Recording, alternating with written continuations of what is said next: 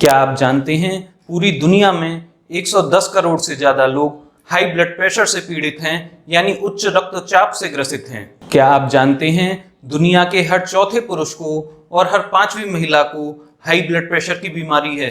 High blood pressure की बीमारी पूरी दुनिया में अकाल मृत्यु का यानी समय से पहले मृत्यु का बहुत बड़ा कारण है।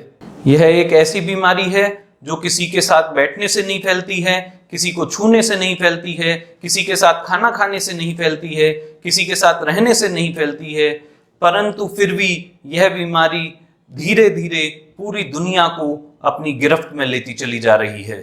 WHO की एक रिपोर्ट के अनुसार वर्ष 2025 तक यह बीमारी दुनिया की 25% आबादी को यानी 25% जनसंख्या को अपनी गिरफ्त में ले लेगी। शुरुआत में यह बीमारी बड़ी ही साधारण लगती है, परंतु जब इस पर काबू नहीं पाया जाता है तो धीरे धीरे यह विकराल रूप धारण कर लेती है और दिल की बीमारी, गुर्दे की बीमारी आदि प्राण घातक बीमारियों से शरीर को ग्रसित कर देती है।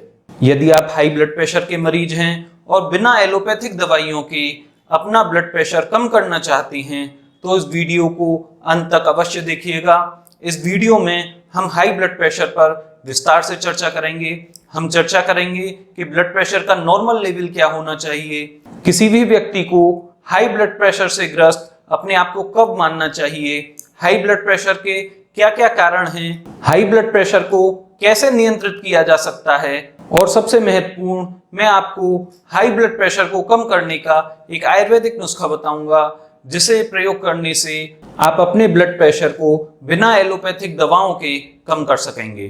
तो इस वीडियो को अंत तक देखिएगा। अगर पसंद आए तो लाइक कीजिए। अधिक से अधिक लोगों तक यह जानकारी पहुंचाने के लिए इस वीडियो को अपने दोस्तों के साथ शेयर कीजिए और अगर आपने हमारा YouTube चैनल अभी तक सब्सक्राइब नहीं किया है तो हमारा YouTube चैनल सब्सक्राइब कीजिए। तो चलिए शुरू करते हैं। नमस्कार दोस्तों, मैं doctor Pratik Agrawal, Ayurvedic physician, Ayushman Ayurveda YouTube channel पर आपका स्वागत करता हूं। तो सबसे पहले चर्चा करते हैं कि ब्लड प्रेशर का नॉर्मल लेवल क्या होना चाहिए। ब्लड प्रेशर का नॉर्मल स्तर 120/80 mmHg यानी 120/80 mmHg होना चाहिए। यह आइडियल ब्लड प्रेशर है। कुछ लोगों में इससे कुछ कम भी हो सकता है, कुछ ज्यादा भी हो सकता है। तो अब यह प्रश्न उठता है कि किस स्तर पर blood pressure high blood pressure मानना चाहिए। तो इसके लिए 140/90 mmHg यानी 140/90 mmHg के ऊपर आपका ब्लड प्रेशर लगातार आता है तो आपको अपने आप को हाई ब्लड प्रेशर से ग्रसित मानना चाहिए। इसमें एक बहुत ही महत्वपूर्ण शब्द है लगातार। बहुत से मरीज ऐसे होते हैं जो डॉक्टर के पास जाते हैं और उनका ब्लड प्रेशर बढ़ा हुआ आता है, परंतु जब वही मरीज घर पर अपना ब्लड प्रेशर नापते हैं तो उनका ब्लड प्रेशर नॉर्मल आता है। तो यह बढ़ा हुआ ब्लड प्रेशर डॉक्टर के डर की वजह से या अन्य किसी फोबिया की वजह से भी हो सकता है।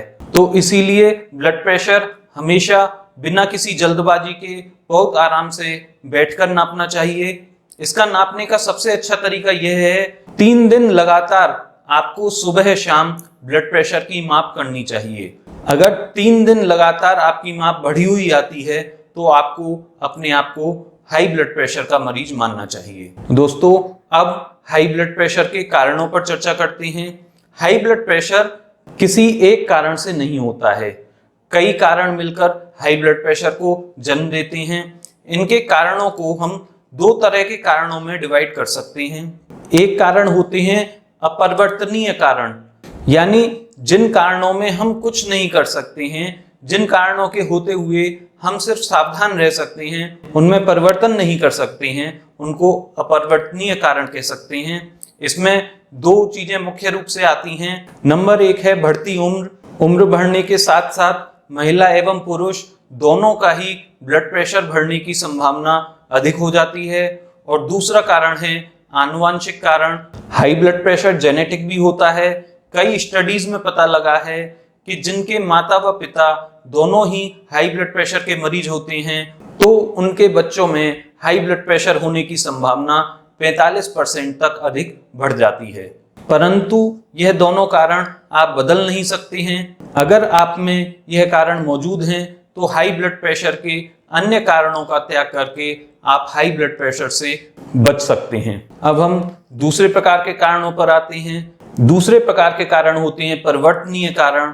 यह कारण ऐसे होते हैं जिनको आप बदल कर, जिनको आप कंट्रोल करके अपने आप को हाई ब्लड प्रेशर से बचा सकते हैं, हाई ब्लड प्रेशर को नियंत्रित कर सकते हैं। आपको अपना सारा फोकस इन्हीं कारणों पर करना चाहिए। तो इसमें सबसे पहला कारण आता है जंक फूड, यानी अधिक चिकनाई युक्त भोजन, अधिक वसा युक्त भोजन, अधिक तेल युक्त भोजन। युवाओं में हाई ब्लड प्रेशर का बहुत बड़ा कारण जंक फूड है। जंक फूड का अधिक सेवन करने से आपके शरीर में कोलेस्ट्रॉल लेवल बढ़ता है, ट्राइग्लिसराइड लेवल बढ़ता है, जिसके कारण शरीर का ब्लड प्रेशर भी बढ़ने लगता है। अगला कारण है शारीरिक निष्क्रियता या सेडेंट्री लाइफस्टाइल। आज के समय में सभी की लाइफस्टाइल आराम की होती चली जा रही है, या कहें शारीरिक रूप से निष्क्रिय होती चली जा रही है।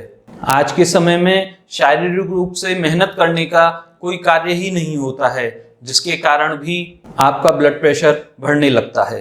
हाई ब्लड प्रेशर का अगला कारण है और बहुत प्रमुख कारण है मोटापा। जब आप जंक फूड का सेवन करते हैं, जब आप शारीरिक रूप से निष्क्रिय रहते हैं, तब आपका वजन भी बढ़ने लगता है और वजन के साथ साथ आपका ब्लड प्रेशर भी बढ़ने लगता है। और यह प्रक्रिया एक दिन में नहीं होती है, एक सप्ताह में नहीं होती है, इस प्रक्रिया में वर्षों लगते हैं। और धीरे धीरे वजन बढ़ने के साथ साथ आपका ब्लड प्रेशर भी धीरे धीरे बढ़ने लगता है।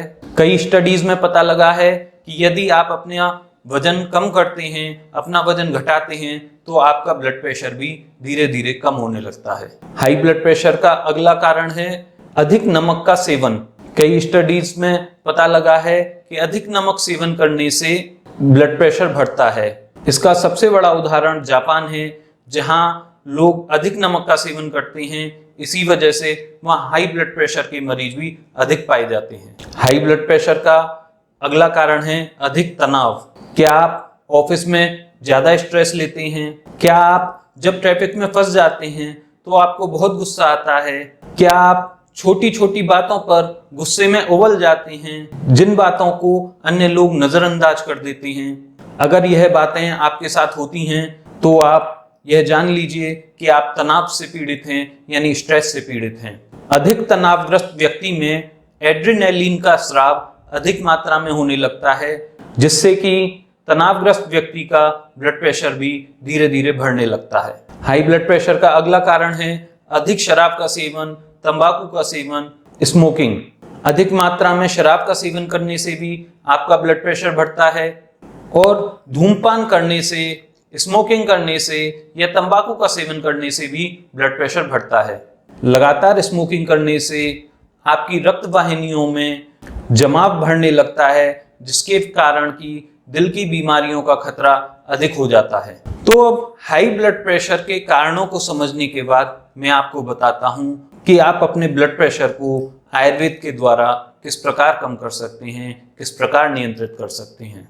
हाई ब्लड प्रेशर का आयुर्वेदिक उपचार बताने से पहले, आयुर्वेदिक नुस्खा बताने से पहले, मैं आपको हाई ब्लड प्रेशर को नियंत्रित करने का, कम करने का एक बहुत अच्छा तरीका बताता हूं।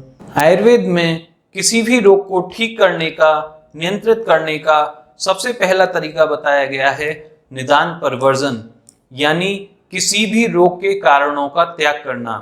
मैंने अभी हाई ब्लड प्रेशर के इतने कारण बताए। बहुत से लोगों के जीवन में 1, 2 या अधिक कारण होंगे। यदि आप इन कारणों का त्याग कर देते हैं तो हो सकता है आपका ब्लड प्रेशर स्वतः ही नियंत्रित हो जाए, आपको किसी औषधि की आवश्यकता ही न पड़े। इसके लिए आपको निरंतर प्रयास करना होगा, लगातार प्रयास करना होगा। यदि आप अपना वजन कम करते हैं, यदि आप नियमित रूप से भोजन में नमक का सेवन कम करते हैं, यदि आप नियमित रूप से पौष्टिक आहार लेते हैं, हाई फाइब्रस डाइट लेते हैं, अपने भोजन में चिकनाई का सेवन कम करते हैं, यदि आप नियमित रूप से आधा घंटा व्यायाम करते हैं, प्राणायाम करते हैं, यदि आप छोटी छोटी बात पर होने वाले तनाव को नजरअंदाज कर देते हैं, यदि आप प्रॉपर 6 से 7 घंटे की नियमित रूप से नींद लेते हैं, यदि आप धूम्रपान, तंबाकू, शराब का सेवन बंद कर देते हैं, तो निश्चित रूप से आपका ब्लड प्रेशर धीरे धीरे कम होने लगेगा। जीवन में सभी बदलाव एक साथ नहीं हो सकते हैं, परंतु जितना हो सके, जितना जल्दी हो सके, आपको अपना ब्लड प्रेशर कंट्रोल करने के लिए अपने जीवन में ये बदलाव लाने चाहिए। अब मैं आपको हाई ब्लड प्रेशर को कम करने का आयुर्वेदिक नुस्खा बता देता हूँ। इसके लिए आपको 60 ग्राम अर्जुन का चूर्ण लेना है, 60 ग्राम अर्जुन का फाइन पाउडर, 6 ग्राम अभ्रक भस्म शतपुटी और 3 ग्राम मोती पिष्टी। 60 ग्राम अर्जुन चूर्ण, 6 ग्राम अभ्रक भस्म शतपुटी, 3 ग्राम मोती पिष्टी, यह तीनों चीजें आपको ले लेनी हैं और तीनों चीजों को अच्छी प्रकार से मिलाकर खरल कर लेना है, अच्छी प्रकार से मिक्स कर लेना है। अब इस मिली हुई दवा की आधा चम्मच की मात्रा में सुबह लेना है और आधा चम्मच की मात्रा शाम को लेनी है। आधा चम्मच लगभग 2.5 ग्राम के बराबर होता है। 2.5 ग्राम की मात्रा आपको सुबह लेनी है, शहद से लेनी है, और आधा चम्मच की मात्रा आपको शाम को लेनी है, शहद से लेनी है। और इसमें एक बात का विशेष ध्यान रखना है कि दवा खाने से 15 मिनट पहले और 15 मिनट बाद तक आप कुछ भी न खाएं। इस नुस्खे का नियमित रूप से 6 माह तक लगातार प्रयोग करें, लगातार सेवन करें। इसके लगातार प्रयोग से आपका ब्लड प्रेशर धीरे धीरे कम होने लगेगा। हृदय में होने वाली दुर्बलता, हृदय की घबराहट कम हो जाएगी। आपका कोलेस्ट्रॉल लेवल कम होने लगेगा, ट्राइग्लिसराइड लेवल कम होने लगेगा। आपको दिल की बीमारियों का खतरा बहुत कम हो जाएगा। तो दोस्तों, अगर आपको यह जानकारी अच्छी लगी हो तो इस वीडियो को लाइक कीजिएगा। अधिक से अधिक लोगों तक यह जानकारी पहुंचाने के लिए इस वीडियो को अपने दोस्तों के साथ शेयर कीजिए। और अगर आपने हमारा चैनल अभी तक सब्सक्राइब नहीं किया है तो हमारा चैनल सब्सक्राइब कीजिए। धन्यवाद।